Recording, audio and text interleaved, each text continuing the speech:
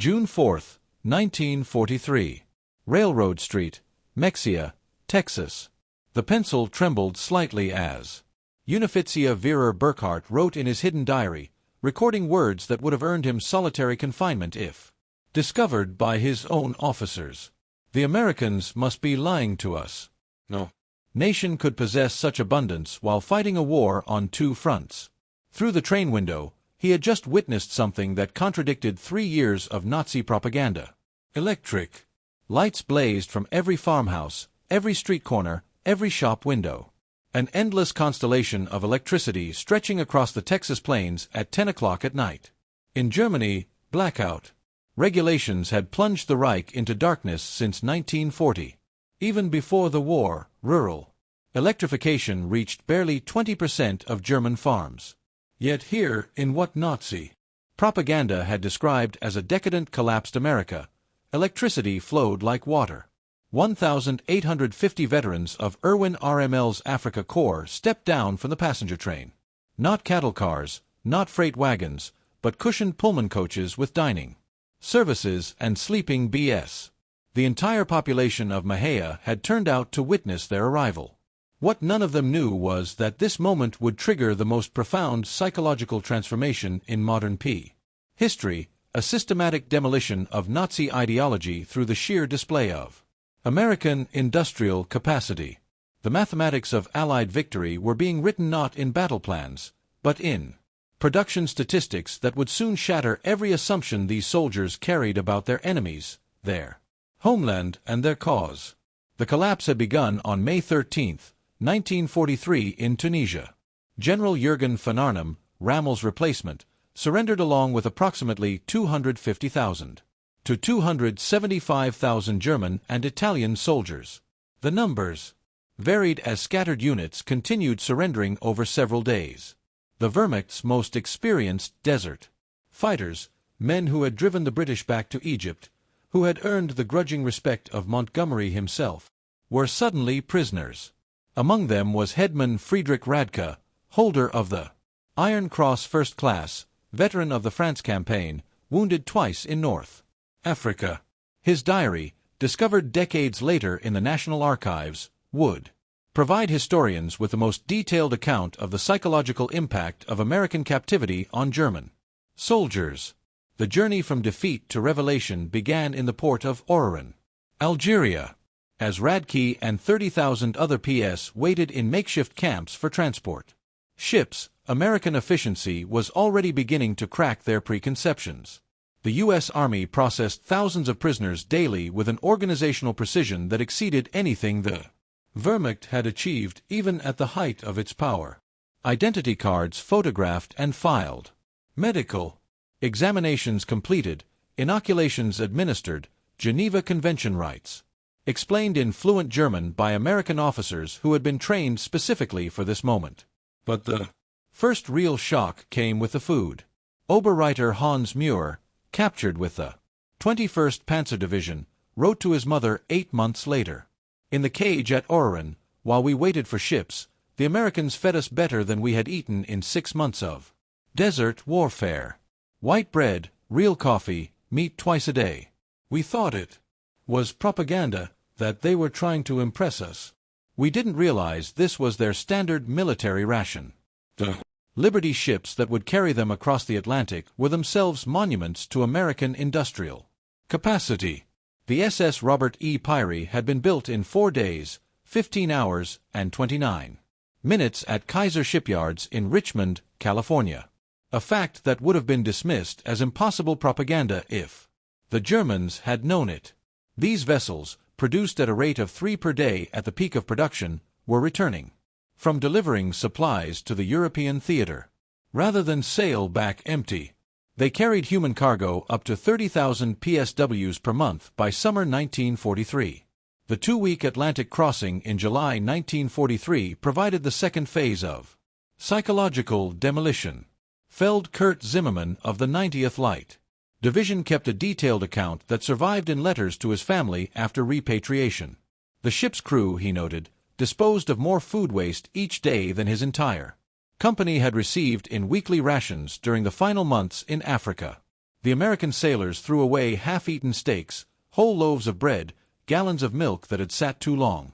Zimmerman wrote, "They did this openly, without thought, not to mock us, but because to them this waste meant nothing. Their supply was limitless." The ships themselves became floating classrooms in American power. P.S. Discovered that the vessel carrying them was one of 2,710 Liberty ships that would be built during the war, each one requiring 250,000 parts assembled from components manufactured in 32 states. The engines, they learned from talkative American guards, were built in 3 separate factories, each producing 900 horsepower. Cylinders that were then assembled in ports that had barely existed 2 years earlier. Lieutenant Colonel Wilhelm von Stobern, whose aristocratic Prussian family had served in every German war since Frederick the Great, would later write in his memoirs, "As our ship approached the American coast, I watched the radar antenna rotating above the bridge. This technology, which we believed only we, and perhaps the British possessed in limited quantities, was standard equipment on a cargo vessel. It was then I first suspected that Germany had already lost the war." August 2, 1943. Norfolk Naval Base, Virginia. The first sight of America shattered the last remnants of Nazi propaganda about American industrial weakness. The Norfolk base sprawled across 4,300 acres, its docks stretching for miles, its cranes loading and unloading dozens of ships simultaneously. In a single day, this one port handled more tonnage than the entire German port of Hamburg managed in a week. Gerrit Jonveer, a factory worker from the Ruhr before his conscription, counted 47 cargo ships in various stages of loading or unloading. Each crane, he noted in his secret diary, lifted loads that would have required a dozen men and horses in Germany. They moved with electric power, smoothly, continuously, without the coal smoke that choked our industrial cities. The prisoners were formed into columns for the march to the waiting trains. Along the route, they passed parking lots filled with civilian automobiles, hundreds of them belonging to dock workers. In Germany, private automobile ownership remained a privilege of the wealthy and the party elite. The Volkswagen, promised to the German people since 1934, remained a propaganda dream with fewer than 1,000 ever delivered to civilians. Here, ordinary laborers drove to work in their own cars. But nothing prepared them for the trains themselves. Not boxcars, not the 40 and 8 wagons, 40 men or 8 horses that had carried German troops across Europe, but full passenger coaches, Pullman cars with padded seats that converted to sleeping berths, dining cars with white tablecloths and silver cutlery, observation cars with panoramic windows. Hedman Radke wrote, "We boarded like tourists, not prisoners." The American guards seemed almost embarrassed by the comfort. One sergeant apologized that the air conditioning wasn't working properly in our car. Air conditioning. In August we had believed such luxury existed only in Hitler's personal train. The 3-day train journey from Norfolk to the camps of Texas and Oklahoma would prove more destructive to Nazi ideology than any military defeat. As the trains rolled through Virginia, the prisoners pressed their faces against windows, witnessing an America that couldn't exist according to everything they had been told. Every small town blazed with illumination. Martinsville, Danville, Greensboro, communities that in Germany would have been lucky to have a single electric street lamp displayed. Illuminated shop windows, electric signs, houses with lights burning in multiple rooms. The trains passed. Factories running night shifts, their windows glowing, parking lots full even. At midnight, Oberg-Reiter Mayer, whose father was a Nazi party bloc leader in Hamburg, wrote in a letter discovered in 1987, "We passed through dozens of cities that first night. Everyone had more electricity than all of Hamburg. The guards told us this was normal, that every American town had electricity since the 1920s. I called him a liar. He just shrugged and said we would see." In Roanoke, Virginia, the train stopped for water and coal. The prisoners watched as American railway workers performed in 30 minutes what would have taken 2 hours in Germany. Automated coal loaders, electric water pumps, mechanized lubrication systems. Every aspect of the operation demonstrated technological superiority. More disturbing still was the casual wealth of the workers themselves. They wore leather boots that would have cost a German laborer 2 months' wages. They drank Coca-Cola from glass bottles and threw the empties into bins without thought. They smoked cigarettes continuously, stubbing them out half finished. Failed Wabel Hinrich Mahler, an electrical engineer from Siemens before the war, calculated that the single railway yard they stopped in used more electricity in 1 hour than his entire district in Berlin used in a day. The waste was magnificent, he wrote. They left lights burning in empty buildings. Electric fans ran in vacant rooms. It was the carelessness of infinite resource. As the trains crossed into Tennessee and Kentucky, the prisoners encountered American industrial power in full display. Through the windows, they watched endless factories, each one larger than anything most had seen in Germany. The Alcoa aluminum plant in Tennessee stretched for 3 mi along the river, its electric furnaces consuming 175,000 kilowatts of power, more than the entire city of Munich. Near Louisville, the train slowed as they passed the Rubbertown complex, where synthetic rubber plants had sprung from empty fields in just 18 months. 4 massive facilities, each employing thousands of workers, producing 800,000 tons of synthetic rubber annually. Germany, despite inventing the process, had never managed more than 120,000 tons. In its best year, Oberleutnant Erich Hoffmann, a chemist from IG Farben, understood the implications immediately.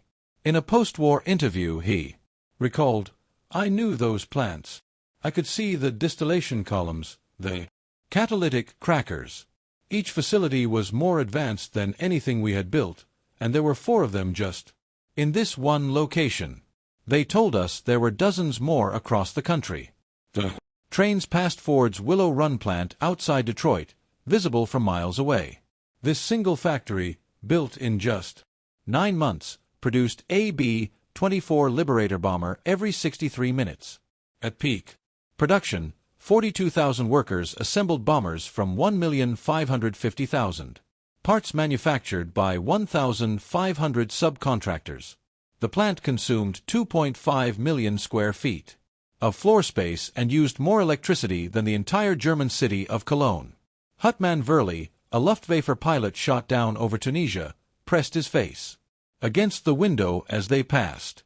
He counted 17 B-24s in various stages of completion visible from the train. "We had been told American planes were inferior, hastily built, would fall apart in combat, but I could see the precision of the assembly lines, the quality of the construction. These were not inferior aircraft. They were simply built faster than we could imagine possible." The deeper the trains penetrated into America, the more complete became the destruction of Nazi mythology. In St. Louis, they crossed the Mississippi River on the Eads Bridge, while below them, barges carried more grain than the entire German harvest of 1942.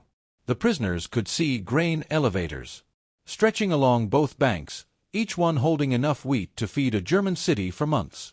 Unreisha Karl Schmidt, a farmer's son from Bavaria, wrote in his diary, "The Americans transport food as we transport ammunition in endless quantities without concern for loss. Watched them loading a single barge with enough wheat to feed my entire village for 5 years. The crane operator was eating a sandwich with meat thicker than our weekly ration." In Kansas City, the train stopped at a massive stockyard where tens of thousands of cattle waited for slaughter.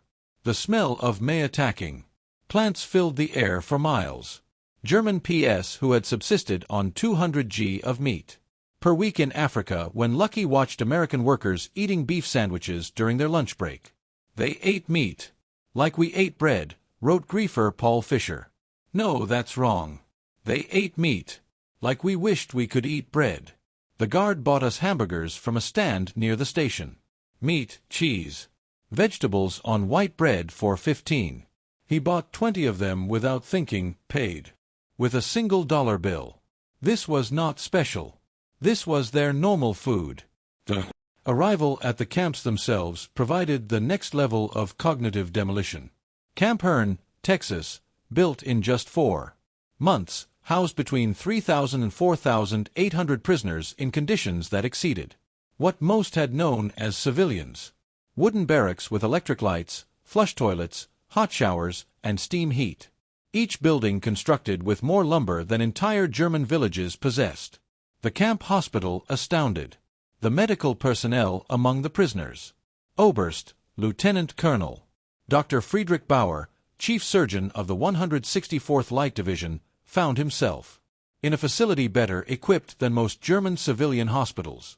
X-ray machines, surgical equipment, pharmaceutical supplies that had been unavailable in Germany since 1941. Standard provision for enemy prisoners. They had penicillin, Dr. Bauer would later testify, this miracle drug that we had only heard rumors about. They used it freely, even on prisoners with minor infections. German soldiers were dying for want of basic sulfur drugs, and the Americans were giving us their most advanced medicine without hesitation. The camp kitchen became another classroom in American prosperity.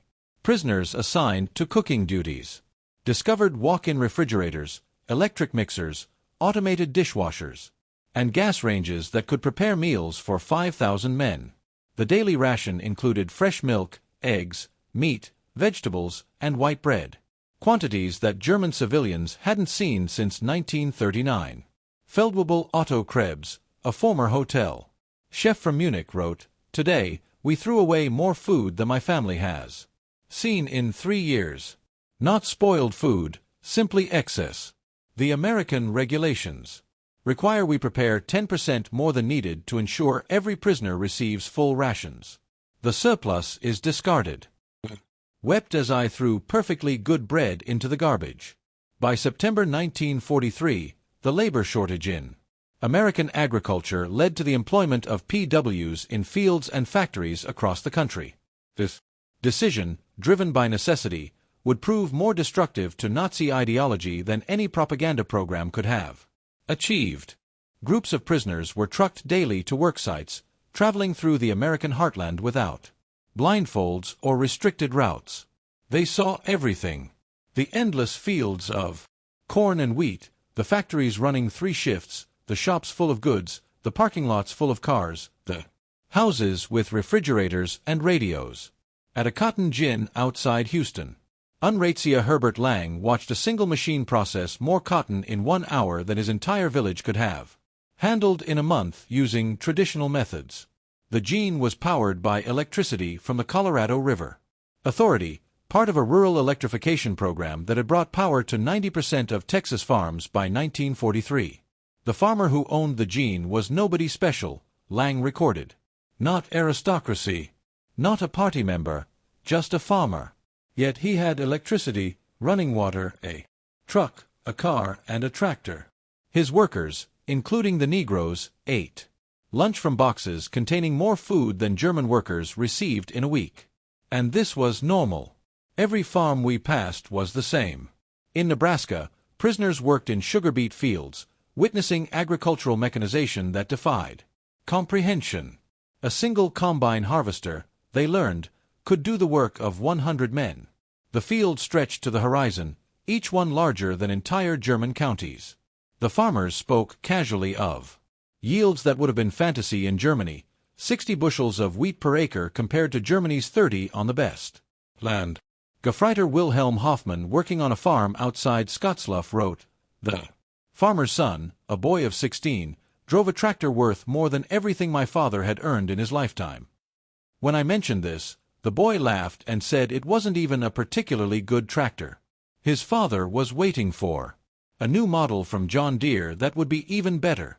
The most devastating revelations came to those prisoners who worked near or in American factories. While Geneva Convention rules prohibited direct war production work, PSWs could work in industries that freed American workers for military production.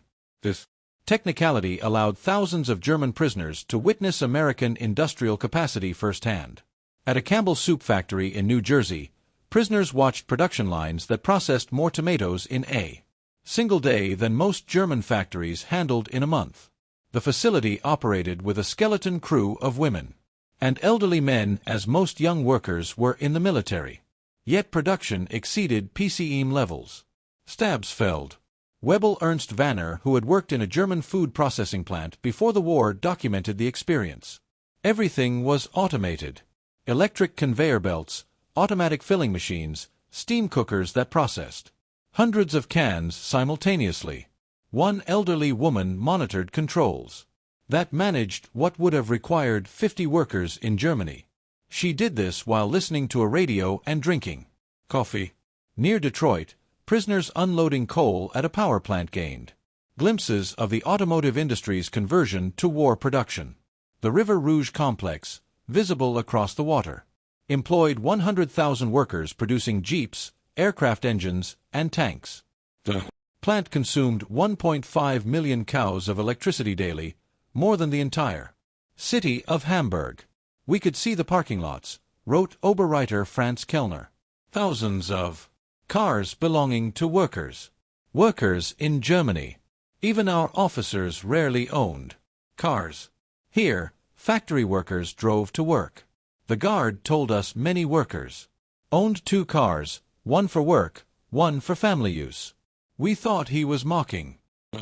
By winter 1943, the cumulative impact of these observations was producing what American intelligence officers called ideological collapse syndrome among the prisoners.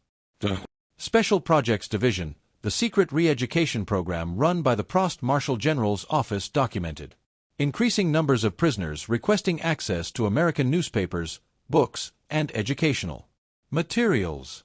Major Paul Noëllan, a member of the monitoring team, reported in December 1943.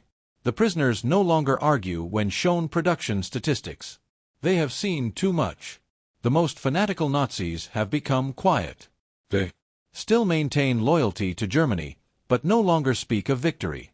Many openly question what they were told about America. The camp newspapers produced by prisoners themselves began reflecting this transformation. Dear Roof, the call published at Fort Kearny, Rhode Island, gradually shifted from defiant nationalism to discussions of democracy, economic systems, and post-war reconstruction. The editors, carefully selected anti-Nazi prisoners, found their audience increasingly receptive. Lieutenant Hermann Gutz, captured with the 10th Panzer Division, wrote in a letter that passed American censors. We were told America was a mongrel nation, weak, divided, controlled by Jews, incapable of military prowess. Every day I am here, I see the opposite. This is the most organized, unified, and powerful nation on earth. We were told fairy tales by criminals. The most devastating blow to Nazi ideology came from an unexpected source: the treatment of Italian prisoners after Italy's surrender in September 1943. Italian PS who agreed to cooperate were formed into Italian service units given better quarters, increased pay, and more freedom. German prisoners watched their former allies working alongside Americans, eating in American restaurants, some even dating American women. Hedman Friedrich Schultz wrote, "The Italians betrayed us, yet they are treated better than we treated them as allies. They work freely, earn money, send packages home. The Americans show them no hatred. This democracy we were taught to despise appears more honorable than our own system." Christmas 1943 provided the most profound psychological impact. American organizations, churches, and civic groups sent 500,000 Christmas packages to German PS, enemies who had been trying to kill American soldiers months earlier. Each package contained cigarettes, candy, toiletries, and games. Local communities invited prisoners to Christmas dinners, though regulations prevented most from accepting. At Camp Hearn, Texas, the local Methodist church choir performed Christmas carols in German for the prisoners. Women from Hearn sent in homemade cookies and cakes. The Boy Scouts delivered handmade Christmas cards. This kindness toward enemies shattered the final remnants of Nazi racial theory. Oberleutnant Walter Müller, whose brother had died in the bombing of Hamburg, wrote, "They know we are their enemies. Many have sons and husbands fighting against our armies. Yet they show us Christian charity, not propaganda, but genuine kindness." What kind of people treat enemies this way? Only those absolutely certain of victory and secure in their power. The Christmas feast itself defied comprehension. Turkey, ham, mashed potatoes, gravy, vegetables, pies, ice cream. Quantities of food that Germany hadn't seen since before the First World War. The prisoners ate until they were sick, unable to comprehend such resources being lavished on enemies. "We ate like kings," wrote Feldwebel Hansa. "Better than German generals eat, better than party leaders." And this was not special. The guards told us this was a normal American Christmas dinner, that every American family was eating the same meal. If they can feed prisoners this way, what must their own soldiers eat? By early 1944, over 40,000 German prisoners were enrolled in educational programs. They studied English, American history, mathematics, and sciences. The University of Chicago provided correspondence courses. Stanford University sent professors to lecture on democracy and economics. The thirst for knowledge was insatiable. Prisoners who had been told Americans were culturous barbarians discovered libraries with millions of books, universities that welcomed all social classes, scientific research that led the world. They read American newspapers freely, comparing multiple viewpoints, something impossible in Nazi Germany. Man Dr. Wilhelm von Braun, a physicist conscripted from the Kaiser Wilhelm Institute, attended lectures on atomic physics at Camp Shelby. He later wrote, "American professors, including Jewish refugees from Germany, taught us without hatred. They spoke of science as universal, belonging to all humanity. They were years ahead of German research, and they shared knowledge with enemies. This generosity of spirit was incomprehensible to minds shaped by Nazi ideology." The camp theaters showed American films, not propaganda, but regular Hollywood productions. Prisoners watched Gone with the Wind, seeing a depiction of American defeat and recovery that resonated with their own situation. They saw The Grapes of Wrath, amazed that Americans would show such self-criticism to enemies. "They hide nothing," wrote Lieutenant Joseph Kramer. "They show their problems, their failures, their conflicts. Yet this honesty makes them stronger, not weaker."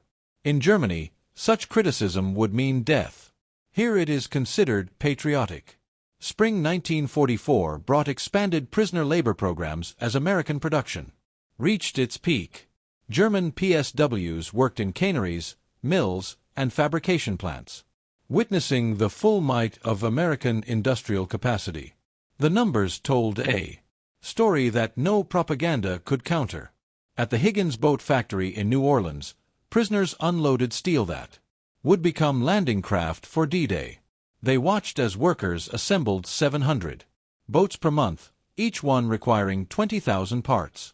The factory employed 20,000 workers, including thousands of women who operated cranes, welded hulls, and managed production lines.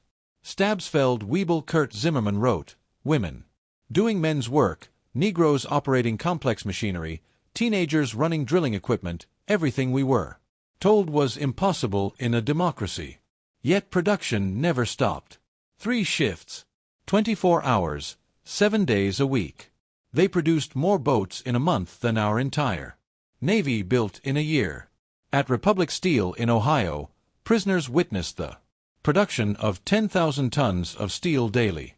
The blast furnaces ran continuously, fed by endless trains of iron ore from Minnesota and coal from Pennsylvania. The scale defied German comprehension. This single plant produced more steel than the entire Ruhr at its peak. "I worked at Crook before the war," wrote Ober writer Paul Hartmann. "I thought I understood industrial production, but this was beyond imagination. They wasted more steel in spillage than we could produce. The workers complained about overtime while producing quantities we couldn't achieve with slave labor and double shifts. The summer 1944 harvest provided the final demolition of Nazi propaganda about American weakness. German prisoners worked across the Midwest, witnessing agricultural production that could feed the world. In Kansas, they watched wheat harvests where single farms produced more grain than entire German provinces. Combines moved across fields like ships across an ocean of gold, each one harvesting 100 acres per day.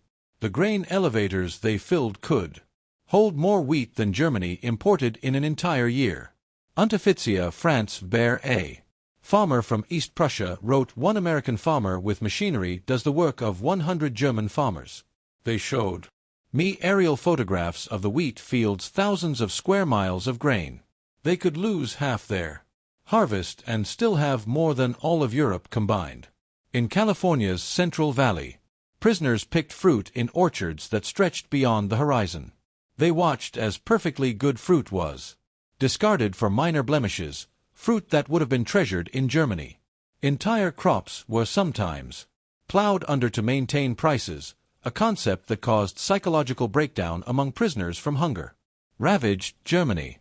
They destroyed food to keep prices stable, wrote garroter Otto Schultz. Mountains of oranges bulldozed into pits because they had too many.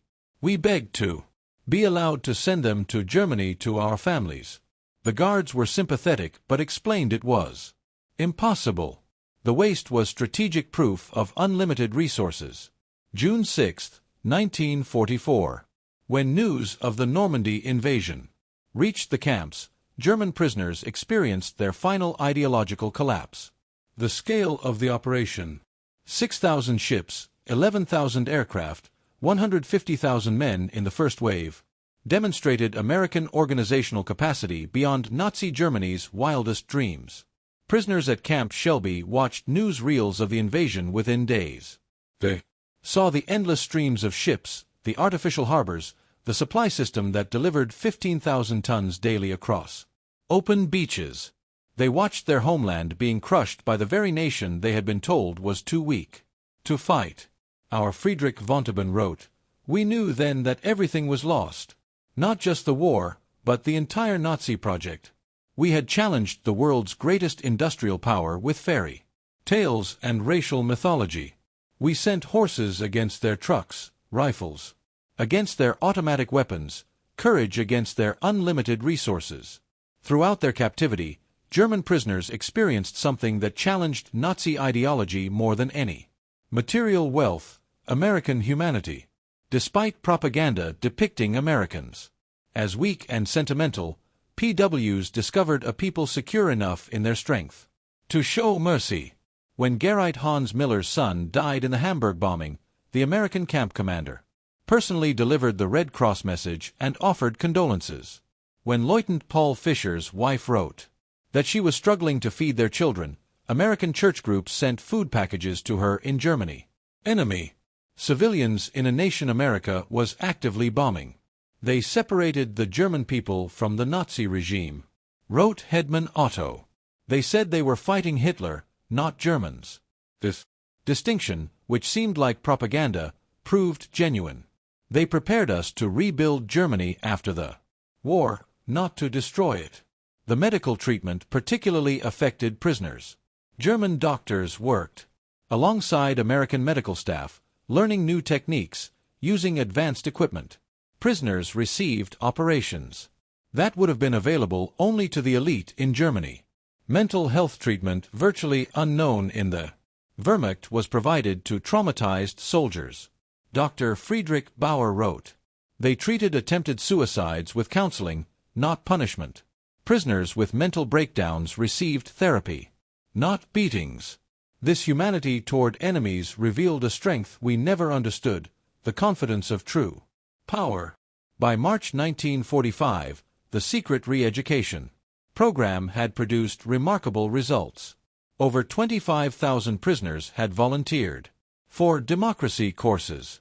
The camp newspapers published articles about constitutional government, free markets, and civil rights. Discussion groups debated Germany's future after the war. The program's success exceeded all expectations. Prisoners who had arrived as fanatical Nazis were writing essays about democratic reconstruction. Officers who had sworn oaths to Hitler were planning how to implement American agricultural methods in post-war Germany. We became missionaries for democracy, admitted Oust Hermann Göring, no relation to the Reich Marshal, in a 1975 interview. Not through coercion or propaganda, but through observation. We saw it work. We saw ordinary people living better than German aristocracy. We wanted that for Germany. The transformation was so complete that American authorities worried about prisoners being too enthusiastic about American ways. Some requested to stay in America after the war. Others married American women they met through prison correspondence programs. Thousands would eventually immigrate to America in the 1950s. April 1945 brought the final revelation. As American forces liberated concentration camps in Germany, the footage was shown to German PS.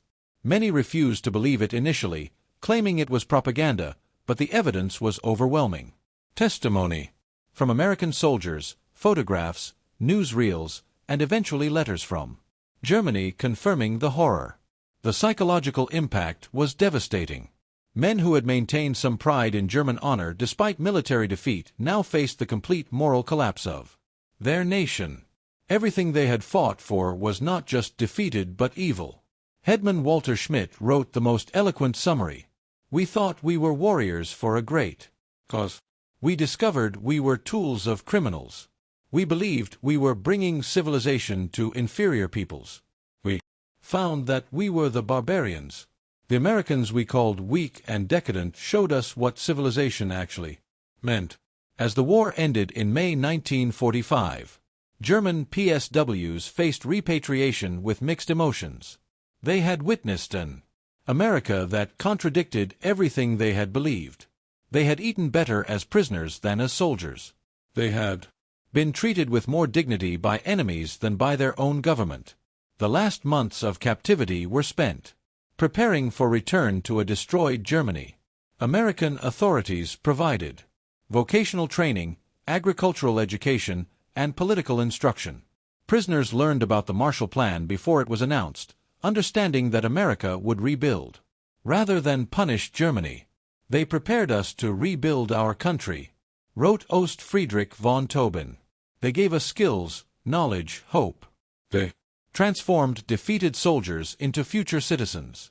This generosity from victors was incomprehensible to minds shaped by Nazi vindictiveness. Between 1945 and 1946, 371,683 German PS were repatriated from American camps. They returned to a Germany divided, destroyed, and destitute. But they brought with them something precious: knowledge of how a democratic industrial society functioned. The German PSWs who experienced American prosperity became unwitting agents of transformation in post-war Germany. They had seen industrial efficiency, agricultural productivity, and democratic prosperity. They knew reconstruction was possible because they had witnessed a society that had achieved it. Many former PS rose to prominence in West Germany's reconstruction. Hans Kroll, prisoner at Camp Shelby, became West German ambassador to the United States. Walter Holstein, who taught classes at Camp Co., became president of the European Commission. Rüdiger von Marr, held at Camp Herne, served as German permanent representative to the United Nations. Edward Ackermann, prisoner at Fort Robinson, became a leader in German agricultural reform. They brought American methods to German industry, American efficiency to German agriculture, and American democratic ideals to German politics. The economic miracle of the 1950s was built partly on knowledge gained in American prison camps. We learned that prosperity came from freedom, not conquest, Hans Kroll wrote in his memoirs. We saw that democracy created wealth, that diversity brought strength, that treating workers well increased production. These lessons learned as prisoners shaped the new Germany. Historians have called the German P experience in America one of the most successful re-education programs in history. Without coercion, without propaganda in the traditional sense, American industrial might and democracy converted hardened Nazis into future democratic citizens. The program succeeded because it relied not on words, but on observation. Prisoners saw American society functioning at peak efficiency while treating enemies with dignity. They witnessed industrial capacity that made German production look primitive. They experienced a standard of living that exposed Nazi promises as fantasies. Arnold Kramer, the leading historian of German PS in America, concluded, America won the propaganda war not through clever messages, but through sheer reality. Every full meal, every electric light, every working toilet was an argument against Nazism. The PWS were converted by prosperity. The statistics support this assessment. Of the 371,683 German PS held in America, fewer than 1% attempted escape, with only 2,222 total attempts recorded. Post-war surveys showed that 95% rated their treatment as good or excellent. Most remarkably, thousands maintained correspondence with American families 4 decades after the war. In 1985, on the 40th anniversary of the war's end, surviving German PWs held a reunion in Austin, Texas. Over 500 former prisoners returned to America, many bringing their families to show them where their transformation had begun. Former Arbiter Hans Vea, who had been held at Fort Robinson, Nebraska, and later returned to become a physician in Georgetown, Maine, spoke at the reunion. Life in the camps was a vast improvement. For many of us who had grown up in cold water flats in Germany, we discovered running water, central heating, and abundant food. But more than that, we discovered dignity. Former Stabsfeld Wiebel Kurt Meir, who had worked on farms in Iowa, added, the farmers treated us not as enemies, but as young men far from home. They shared their meals, their knowledge, sometimes their homes. This humanity from people whose sons were fighting against us. This changed us forever. At the 1985 reunion dinner, former Obus Hermann Gutz, then 78 years old, delivered the keynote address that captured the essence of the transformation. We came to America as enemies, as Nazis, as believers in a lie. We left as friends, as Democrats, as men who had seen the truth. America showed us that strength comes not from conquest, but from production, not from hatred, but from diversity, not from tyranny, but from freedom. We witnessed the arsenal of democracy at full production. We saw farmers who produced food for the world, workers who built the tools of victory, and citizens who treated enemies with dignity. We learned that America's true weapon was not its bombs or tanks, but its inexhaustible capacity for creation and its unshakable confidence. We returned to Germany with a mission to build a society that could create rather than destroy, that could prosper through peace rather than war. The Germany that rose from the ashes was built on lessons learned in American prison camps. We who came as conquerors left as students. To America from your former enemies, now your friends. Thank you for showing us the way. The auditorium erupted in standing ovation. Americans and Germans together, former enemies united in recognition of a transformation that had seemed impossible when those first trains rolled into Texas in June 1943. The magnitude of the German P experience in America can be measured in stark statistics that reveal both the scale of the operation and its remarkable success. Camp infrastructure. Over 500 camps across 45 states, every state except Nevada, North Dakota, and Vermont. 175 main camps with 325 branch camps.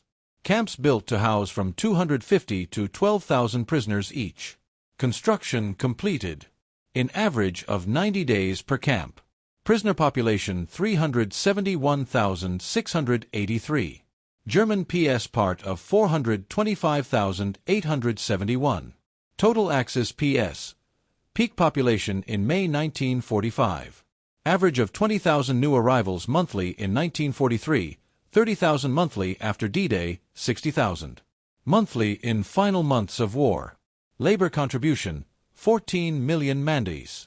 Of agricultural labor, 100 million board feet of lumber processed, $230 million. In labor value, 1940s, 80 cents daily wage per prisoner. Prisoners filled critical labor shortages in 46 states. Escape statistics, only 2,222. Escape attempts from over 371,000 prisoners, 0.6%. 0 successful permanent escapes. Most escapees recaptured within 24 hours. No. American civilians harmed by escaped PS. Educational programs. 40,000 plus. Enrolled in educational courses, 135 camp newspapers published, 30,000. Taking English classes, 15,000 in vocational training, university. Correspondence courses for 8,000. Post-war immigration, approximately 5,000. Former PWs immigrated to U.S. after war. 12,000 plus maintained correspondence with American families. Average correspondence duration 31 years. Many returned as tourists or business partners. Treatment assessment 95% rated. Treatment as good or excellent. 74% believed captivity positively changed their worldview. 61% expressed interest in learning about democracy. Less than 10% maintained strong Nazi beliefs by 1945. The German PS who experienced American industrial might didn't just witness history. They were transformed by it. Their captivity became education. Their defeat became enlightenment. And their imprisonment became liberation from the ideological chains of Nazism. In the end, America's greatest victory was not on the battlefield, but in the prison camps, where overwhelming evidence of democratic prosperity accomplished what armies could not. The complete transformation of enemy minds. The PS had arrived believing in German superiority and American weakness. They left knowing the truth. American industrial might was not just overwhelming. It was incomprehensible too. Mind shaped by scarcity and tyranny. The trains that had brought them into captivity in 1943 had carried warriors of the Third Reich. The ships that returned them to Germany in 1946 carried architects of democracy. They had seen the future and it worked. Their story stands as testament to a profound truth. The most powerful weapon in America's arsenal was not military might, but the simple overwhelming evidence of a free society's capacity to create abundance. The German PSWs were stunned by American industrial might, but ultimately they were converted by it. In their transformation lay the seeds of Europe's post-war redemption and the final defeat of the Nazi dream. They returned to Germany not as defeated enemies, but as witnesses to what free societies could achieve. The economic miracle that transformed West Germany in the 1950s was built on foundations laid in American prison camps, where enemy soldiers learned that prosperity came not from conquest, but from freedom, not from racial superiority, but from human dignity, not from totalitarian control, but from democratic cooperation. The German PSWs had arrived in America expecting to find a weak, divided nation on the verge of collapse. Instead, they discovered an industrial colossus of unlimited power and surprising humanity. They had come as prisoners of war, but left as witnesses to the arsenal of democracy at its absolute peak. In their awe at American abundance lay the psychological seeds of the Atlantic Alliance, the Marshall Plan, and the democratic reconstruction of Germany. They had seen America, and they would never be the same. Their children would grow up in a democratic Germany allied with the United States. A partnership built on the transformation that began when 1850 Africa Corps veterans stepped off a train in Mexia, Texas, and discovered that everything they believed was wrong. The story of German PS in America is ultimately a story of redemption through revelation. It proves that sometimes the greatest victories are won not through destruction but through demonstration, not through propaganda, but through prosperity, not through hatred, but through humanity. The German soldiers who witnessed American industrial might became the unwitting ambassadors of democracy, carrying back to their homeland the seeds of transformation that would bloom into one of history's most successful reconstructions. Their journey from Nazi warriors to democratic citizens remains one of the most remarkable transformations in modern history, accomplished not through force, but through the overwhelming evidence of what free people could achieve when they worked together. In the end, that was America's secret weapon. Not just the ability to produce more tanks and planes than any nation in history, but the capacity to transform enemies into friends through the simple power of example. The German POWs were stunned by America's industrial might, but more importantly, they were changed by it. And in that change lay the foundation for a better world.